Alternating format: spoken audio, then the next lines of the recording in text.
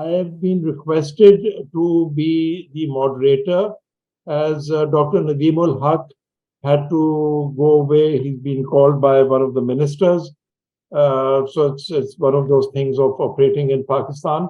Nevertheless, I'm very happy to sort of see this webinar being arranged by PIDE, who I must say do an excellent job of promoting a lot of discussion on important topics.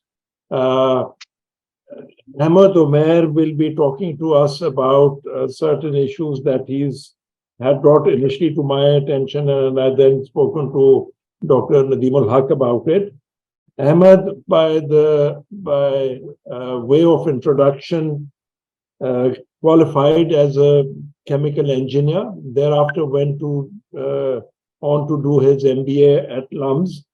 He's been in the Agri business for 18 years. He runs two entities. One is Vital Agri Nutrients, which is an input manufacturing entity, and he runs a second company called Vital Green, which is a service provider. So apart from selling inputs, he helps farmers with financing, albeit using other financiers, but using the data he has, and he helps them market as well. So over to you, Ahmed. Please dive right into it. Thank you very much. Assalamu alaikum, everyone. It's a pleasure being here, and I think I look forward to talking to you and all the participants on the importance of soil health on food security in Pakistan. So let's start by talking about what is food security. We want all Pakistanis to have ample food. We want them to have affordable food, and we want them to have nutritious food. So in order to achieve that, there are three major natural endowments which are important. The first is the climate. The climate has to be favorable. The other is the availability of water. And the third is the soil. So all these natural endowments, then when they come together, we are able to produce food. Often in case of Pakistan, there is some discussion, some understanding related to the climate, the challenges that climate poses in food production. There is some understanding about what the challenges are as far as the availability of water is concerned. But I think there is very less debate and very less understanding about the availability of water, about the health of the soil. So let's start talking about how do we measure soil health. So I have a brief presentation. It's about a 20 minutes presentation, and then we can have a discussion about it. Let's start the presentation. You have the right to share, so please go ahead. Consumes food which is grown, which has oceanic origin. So because 85% of the calories are coming from the food which is grown in Pakistan, it is important for us to have an understanding about soil health. So let's just briefly understand what is soil health. Soil health is measured basically through four different parameters. One is organic matter percentage. So soil basically has to have, a healthy soil has to have an organic matter percentage between 1 to 2%. And you must have often noticed that burning of crop residue is discouraged, primarily because of the air pollution that it causes. But the other reason is that it devastates this organic matter, without which soil is unable to become productive. The second parameter that we look at soil health is what we call the pH, which is a measure of the acidity or the alkalinity. So most of the crops, they grow in neutral pH, which is identified with the number 7. So if a soil is very alkaline or if a soil is very acidic, then its productivity normally drops. The third main issue is salinity. So you don't want the soil to have very high salinity, and salinity is usually affected by pumping of excess water from the subsoil. And the more tubal water that is used, the chances are that the soil over a period of time will become more and more saline. And finally, what I will be more focusing during this presentation is the nutrient bank. So what has happened is that over thousands of years, nature has deposited these essential nutrients on the plains of Pakistan and the rest of the world. These nutrients can be classified into three categories. The first is the major nutrients. These are nitrogen, phosphorus, and potash. The third is are the secondary nutrients, which are magnesium, sulfur, and calcium.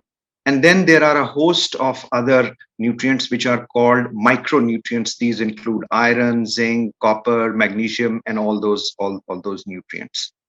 So two major changes have happened over the last 100 years in what we call Pakistan. The first was in the 1920s and 30s when the British built a major irrigation system. And the second event was the post-Indus Water Treaty in the 1960s, in which, as part of that, when we expanded our canal network. Due to both these actions, ample water was made available to hundreds and thousands of acres. And so because of the availability of water and then following the introduction of high yielding seeds, what happened was that agricultural production dramatically rose. And because of that increase in agricultural production, the crops that we have consumed over the last 100 years, they have drawn on the nutrient bank, the phosphorus in the soil, the potash, the iron, the zinc, all these have been going down. And unfortunately, what has happened is that there has been a very little scientific study, very less understanding of how we have been depleting these nutrient banks of these minerals in our soil. And are we consuming them at a rate at which it will no longer be available to let's say 2 generations from now? So the result has been, which was documented in a recent World Bank report, Swimming in Sand, that for the last 20 years, since 2000, the total factor productivity has been either flat or it has been declining. What does that mean? It means that whatever increase in production that has been recorded is basically because of bringing more area under cultivation or because of the intensification of the inputs. But our productivity is not increasing. And that productivity, flat productivity or a drop in productivity is primarily because of the decrease in soil fertility. It is primarily because of the decrease of the water which is available in the Indus River water system. And coupled with the climate change, the result is that we are witnessing an increase in our food import bill. So we have become a grain deficient country, which basically means that our primarily staple food, namely wheat, is now being imported. We are always importing edible oil in large quantities. We domestically produce less than 7% of the edible oil that is in demand. Even in horticulture, while we have witnessed some increase in exports, but at the same time, the imports have also increased in case of fruits and vegetables. And the interesting part is that on the demand side, you can make a comparison that current production of fruits and vegetables in Pakistan is around 17 million tons. But in only 17 years from now, that is in 2040, the demand is estimated to be around 50 million tons per year. This is from an ADB paper. So just imagine that we have to literally triple the production of our fruits and vegetables just to meet the demand, let alone to talk about exports. But at the same time, we have decreased availability of water. Our soil fertility is going down, and coupled with climate change, the overall scenario looks pretty bleak. So here is a soil map of Punjab. Let me give you a background. This is organic matter. The red color depicts where the percentage of organic matter in soil has dropped below the critical level. So two things: where does this data come from, and what is a critical level? So this data comes from a public sector intervention called Extension 2.0, which was launched by Government of Punjab in 2015, 2016. And this particular map has been drawn based on 1 million data points from different parts of Punjab, which are under cultivation. The green patches that you see in this slide are the areas in which the organic matter percentage is sufficient or healthy, whereas the red depicts where it's already at a critical level. And as I was explaining earlier, this has to do with the practice of the farmers, which is either to burn crop residue or to leave soil exposed to high temperatures, and climate change compounds the problem. So organic matter percentage is important because it enables the soil to have the microflora and the life which exists under our feet. If organic matter is low or critical, as we can see on this map, then what happens is that the natural system actually gets disturbed. So this is the soil map of Punjab as far as phosphorus is concerned. Now, phosphorus is the second most important nutrient which is required by the plants. This is by far in Pakistan covered by the famous, which I'm sure most of you have heard, the DAP, diammonium phosphate fertilizer, which is used. And again, you can see that Punjab is, in a massive phosphorus shortfall stage at the moment, barring few areas. And this is further compounded by the fact that the soil in this basin, in the Indus basin, is alkaline. And as we go in future, and because of these agronomical practices that are in vogue these days, what you see is that this availability of phosphorus will continue to be acute, and therefore we will require more and more of these fertilizers to be applied. So now I'm going to talk, let's talk about potash. This particular graph is based on a public sector research institute, which is called SFRI, Soil Fertility Research Institute. And what they do is that from the same spot over years, they draw samples and analyze the availability of nutrients at that point. And so this graph shows that the spot which was being monitored from 2003 to 2018, the potash dropped from around 250 parts per million to less than 200 parts per million. Or in a way, there was in a matter of 15 years, there was a depletion of 20%. So this graph, the way we should read this graph is that the way agriculture is being practiced, we are fast depleting the potash bank in our soil, which would mean that in a matter of between 2 to 3 decades, probably we will have consumed half of all the potash that was deposited over thousands and perhaps millions of years. So this is where we conclude, or from this where we can conclude that it's not a sustainable practice. This simply shows that 100 years from now, you will not simply not have the potash to continue with agricultural practices. And this, I'll just like to mention here that you might have heard of Fertile Crescent, which is where current day Iraq is and where current day Syria is. And it's surprising that why would the history call that region the Fertile Crescent? Because those areas are hardly in possession of fertile land. So most of the research has indicated that it was because of over cultivation and because of the agronomical practices that those great civilizations simply vanished, because the soil became so depleted of the vital nutrients that it used to have, and it didn't make it was not able to produce enough food, and therefore the civilization simply withered away. So that's the kind of threat that we are also facing at the moment. Whenever we are, nothing is wrong in, of course, we need to grow crops, and nothing is wrong with that. But the application of the fertilizers should be commensurate with the removal of the nutrients from the soil by the crop.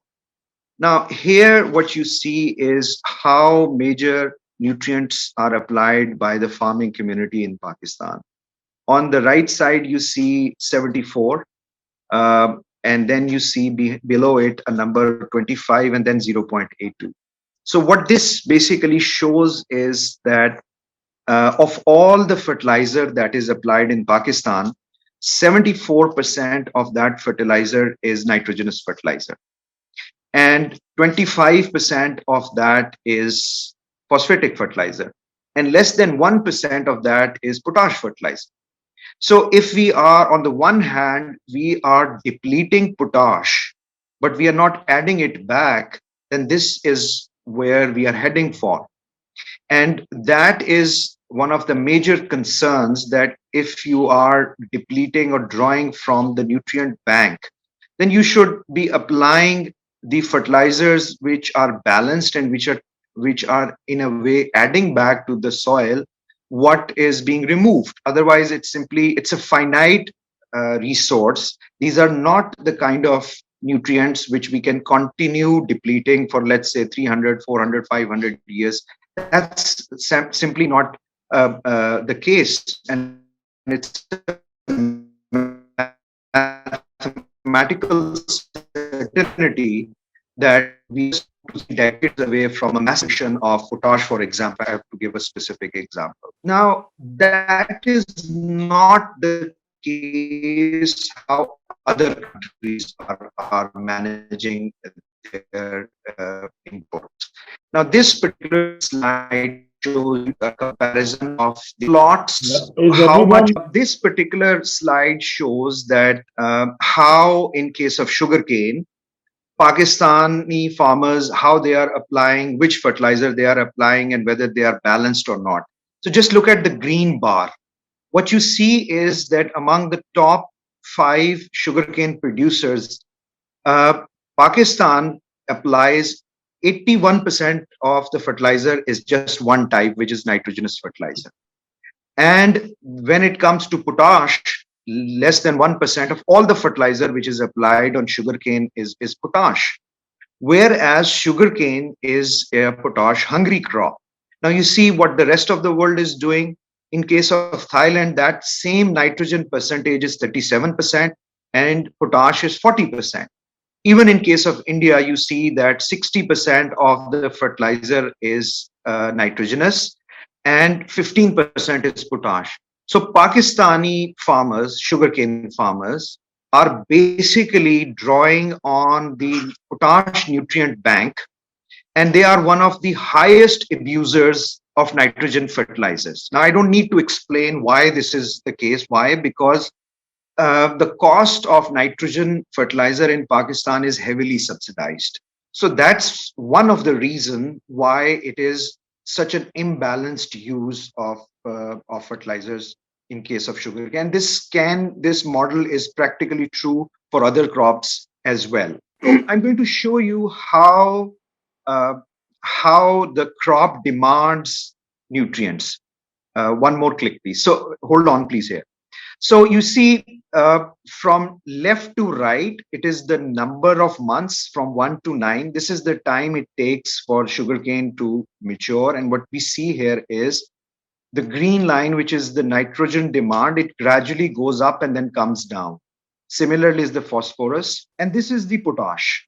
Now, area under the curve, for you, those of you who understand this phenomena, is that area under the curve shows the quantity or the hunger by the crop. So you see the MOND that you see here in case of K2O stands for potash. That's such an heavy demand by sugarcane as far as potash is concerned. And look at the timing. It requires nutrients at different stages of its growth. So what the current practice in Pakistan is that most of the nitrogen, phosphorus, or potash is applied at the sowing stage, whereas the crop requires these at later stages. So imagine that somebody tells you that, okay, you need to have the breakfast at 8 p.m., 8 a.m., and then the lunch at 9 a.m., and then the dinner at 11 a.m. So assuming that the person argues with you that, look, you need this much quantity of calories and I'm going to provide you these calories in 3 hours or 4 hours. So you'll be very uncomfortable. You will say that I require all these calories at different stages of the day. So similarly, our plants also they have different timings during the growth of their life or stages when they require these nutrients. But if you apply all these nutrients in at time 0 or near the sowing stage, then that's not the most optimal way of feeding the plants, which is what has been happening. So what this shows us is that our timing of the application of nutrients is not the most efficient. We are heavily relying on the nutrient bank, which is already in the soil. And we are not factoring then when we are looking at the economic cost of growing all these crops. So compared to Pakistan, what the Indians have been doing, this is something which was produced by the Indian Center of Agriculture Research about 2 decades ago. And what they did was that they mapped their whole country as far as the availability of nutrient was concerned. So this particular map of India is a map of the deficiency or the sufficiency of sulfur in that country. So what they did was that they mapped the availability of different nutrients across their country. And then based on these soil maps, they then devised a strategy on how to feed different crops according to their needs. Here is one of the largest cooperatives that operates in India. This is a graph that I have borrowed from their presentation. It's called IFCO. And what it shows is that over the last 15, 16 years, even this is an older graph ending at 2017, 5 years, 6 years ago. What it shows is a dramatic increase in the production and use of water-soluble fertilizers, which were basically to meet the deficiencies in the soils in India. So rather than pushing the same conventional fertilizers, what they started doing was that they started matching the application of fertilizers according to the deficiencies that existed in the soils. And here is what the result of these interventions over the last 20 years has been in India. So you can see that from left to right, that India used to produce more grains and less of the horticulture.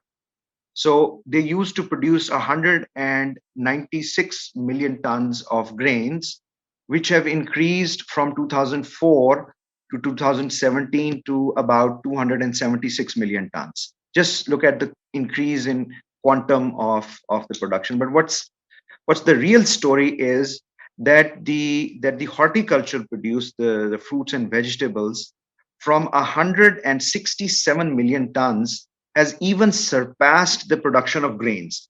So most of the countries around the world, the Brazils of the world, Argentina, the USA, they still, their agriculture is dominated by, in terms of tonnage, the production of grains. But what India has done is that they have moved from the production of grains, which they are producing enough of that, of course, but still they have become more of a horticulture producing country. And this has been possible because of the mapping. One of the major reasons, there are of course other reasons as well, but one of the major reasons was that, as I was mentioning earlier, that they mapped the deficiency of nutrients.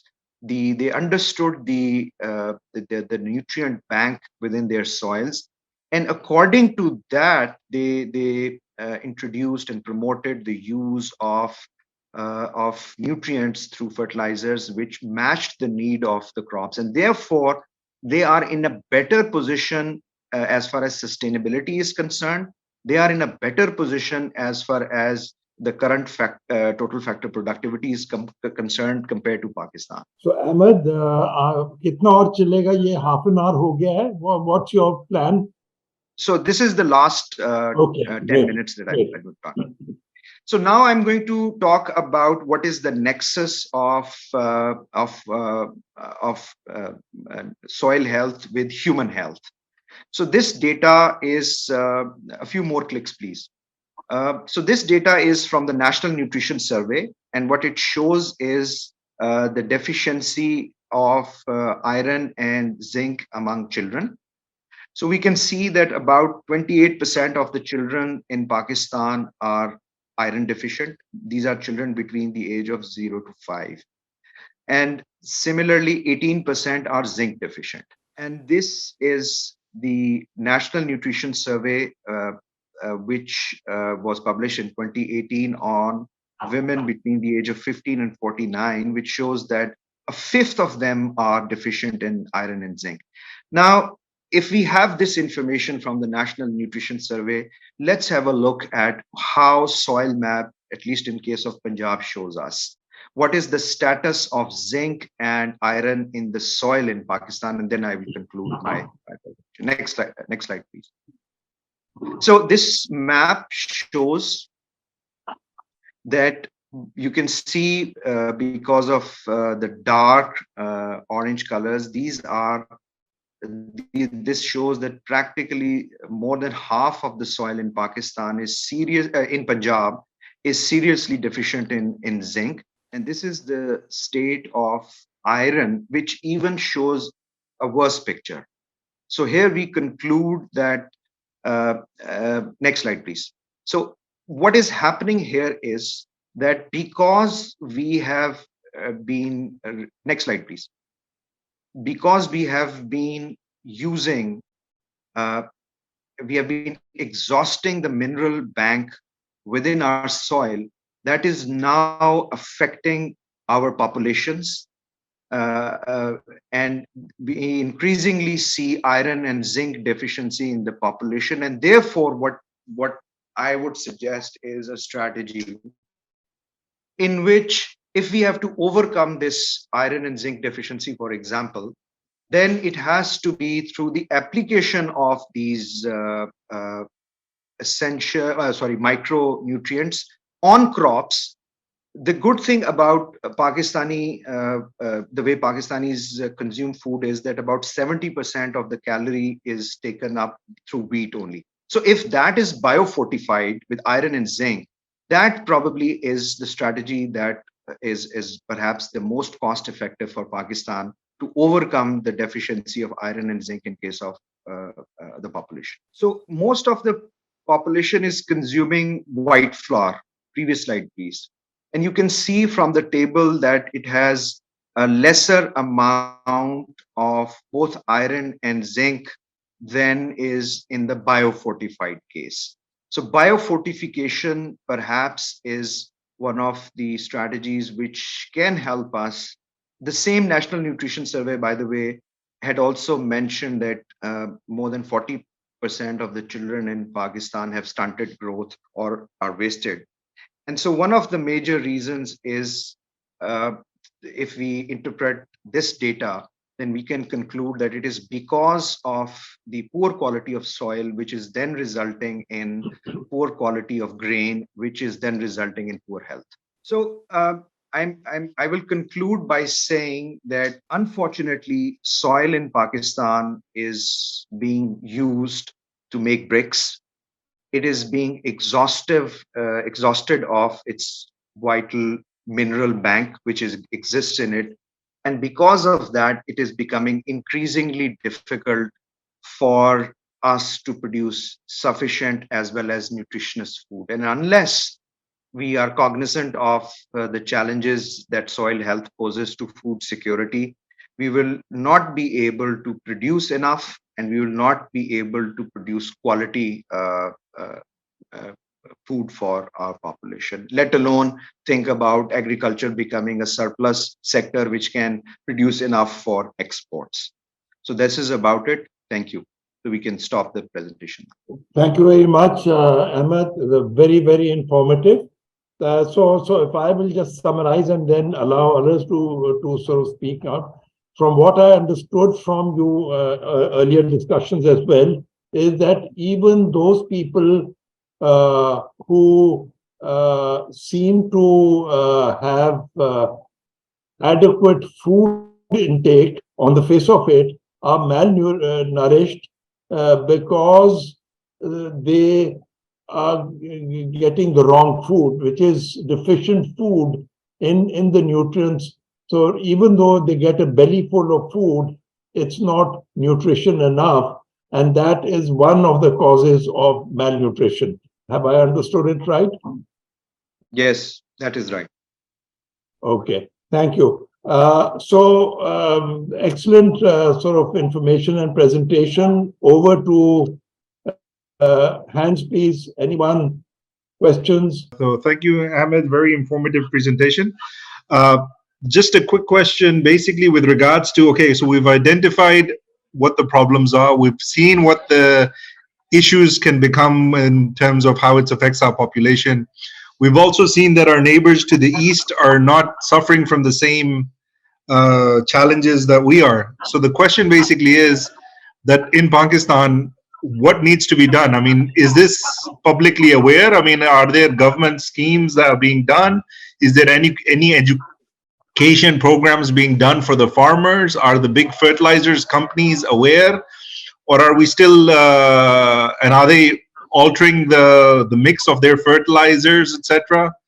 And like you mentioned, that there's subsidies basically given for nitrogen fertilizers. Is that being changed in any way? So yes, I think to some extent, yes, there is awareness and understanding that this is becoming a big issue. And I think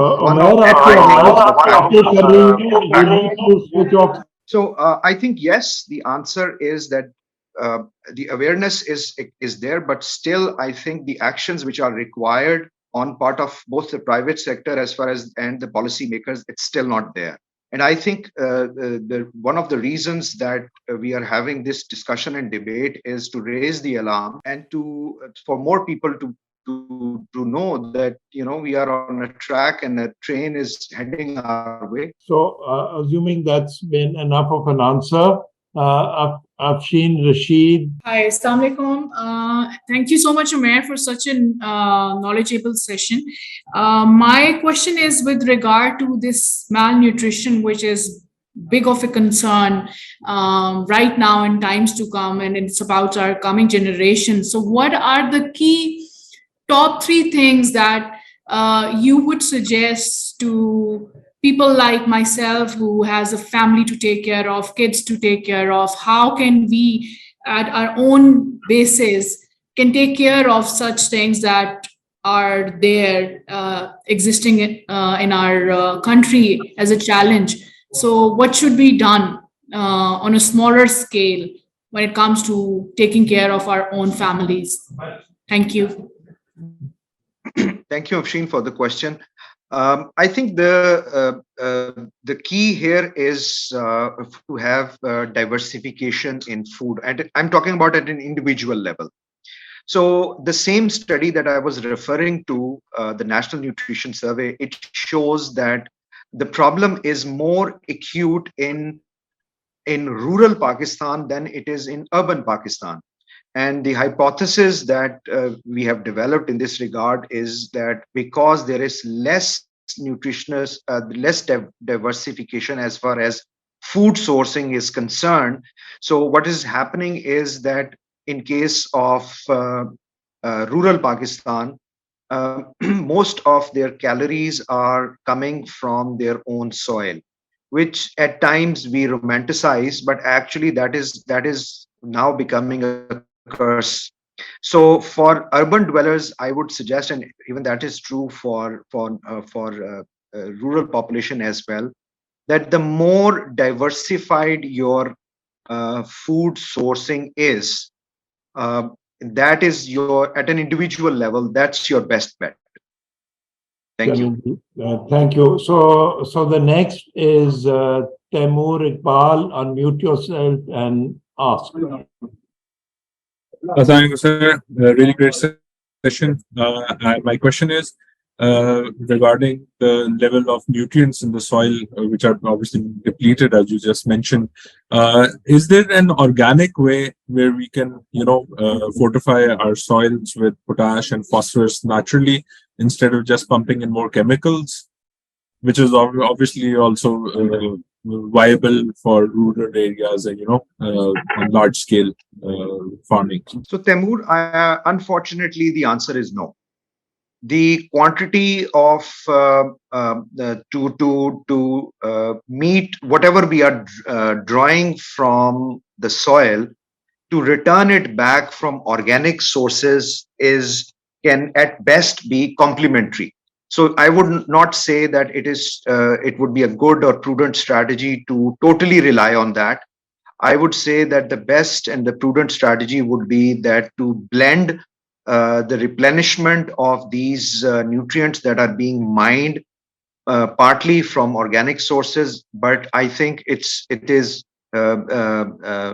not economically viable to rely entirely on the organic sources. Thank you. Sohail Ahmed, unmute yourself.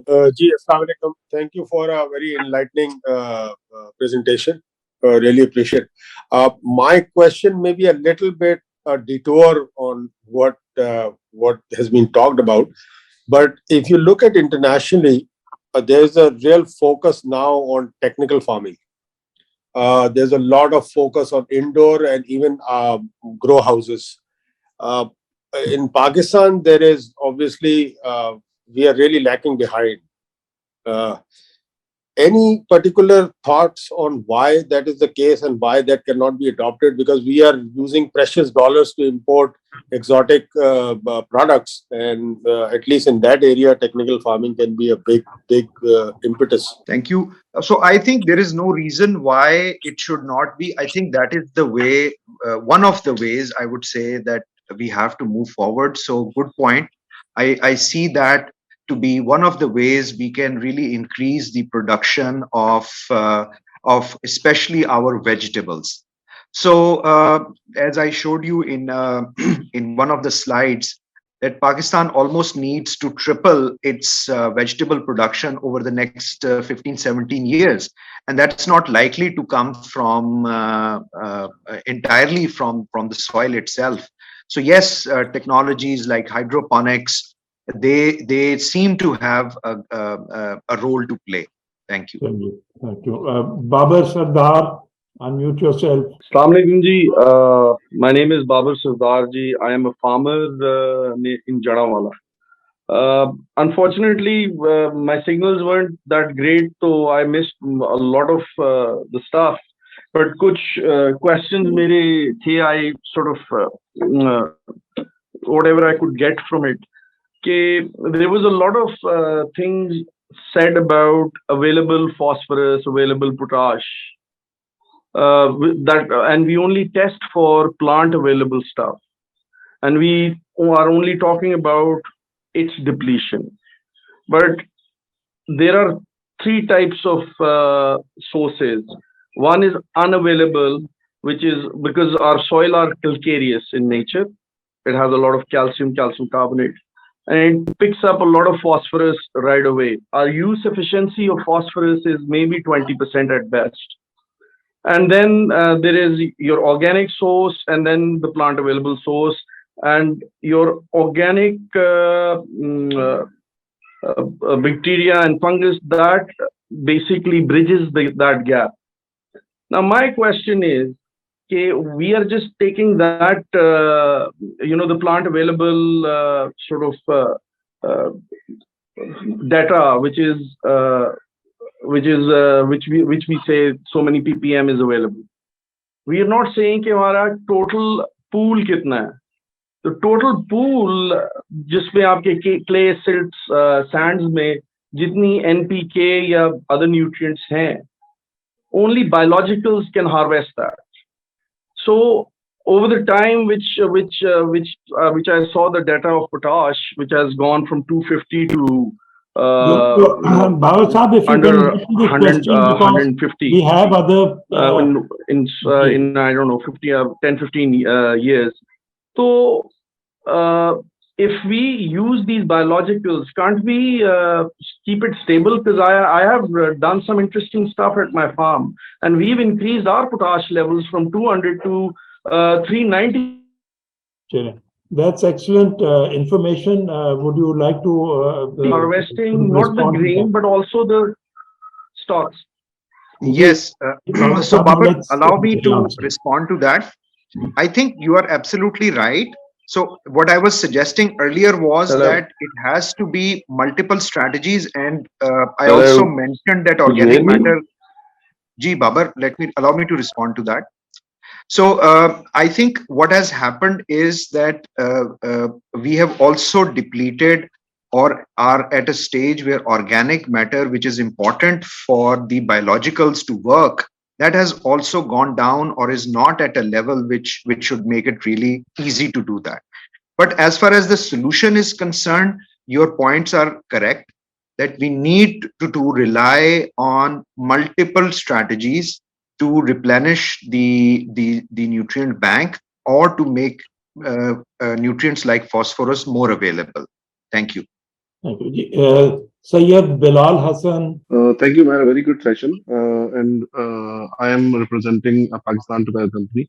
So as you have shown the data of sugarcane, similarly in tobacco, we also require higher levels of potash because we have the same requirement of sugars in the plant.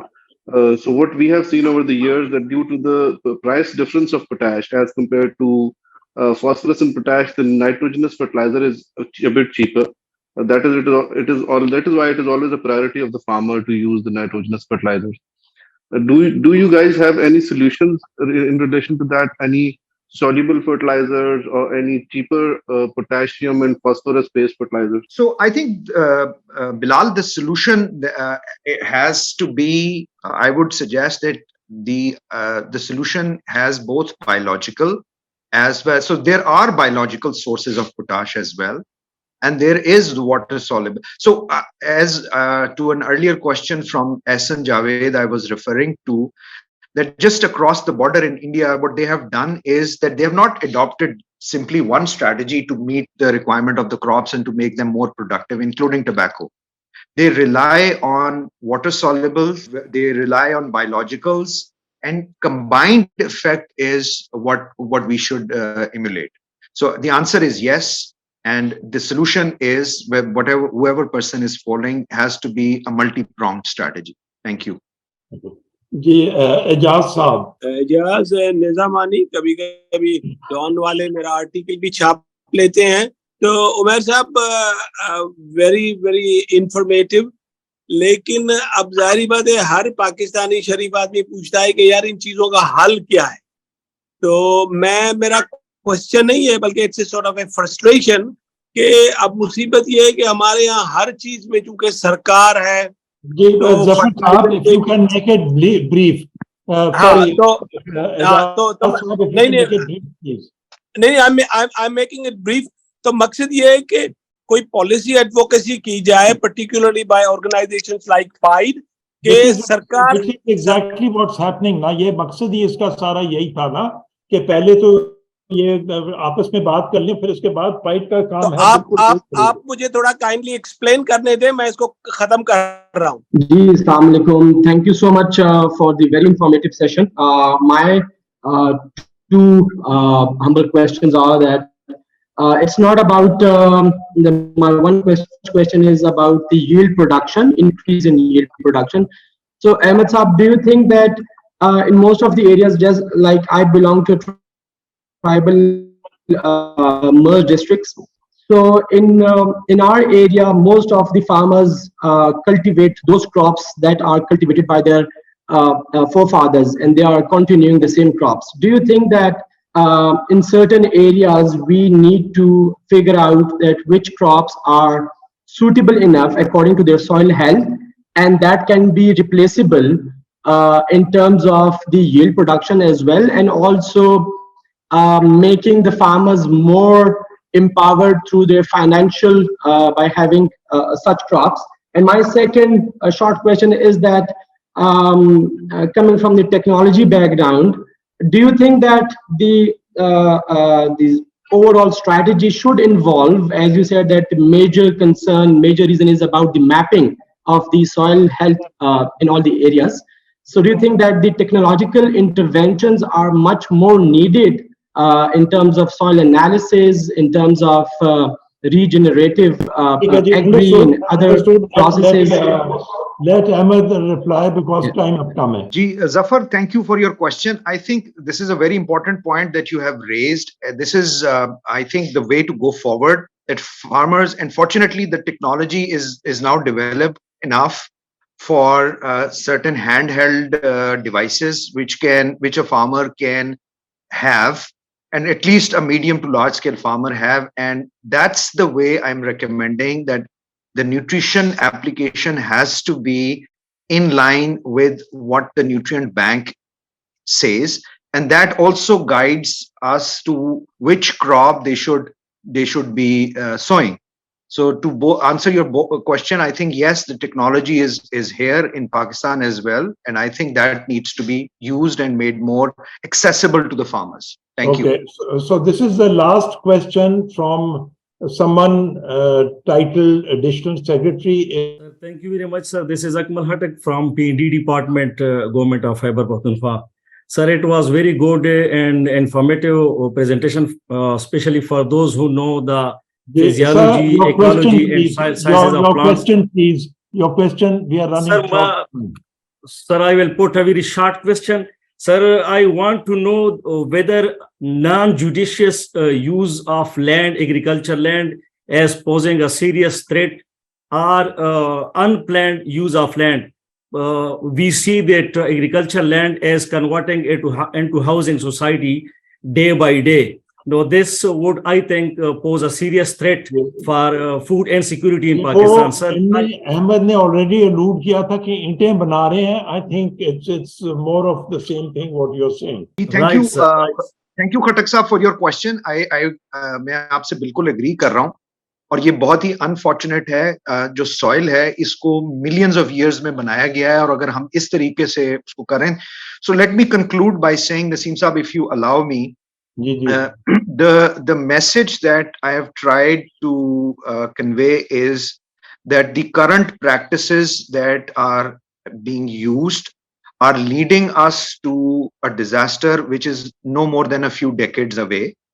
We are depleting our soils. We are not taking care of the soil, and because of that, it is not likely that we will be able to feed our people or to produce any surplus for exports. And that needs action on part of the policymakers. That needs a better understanding and more research through organizations like PIDE.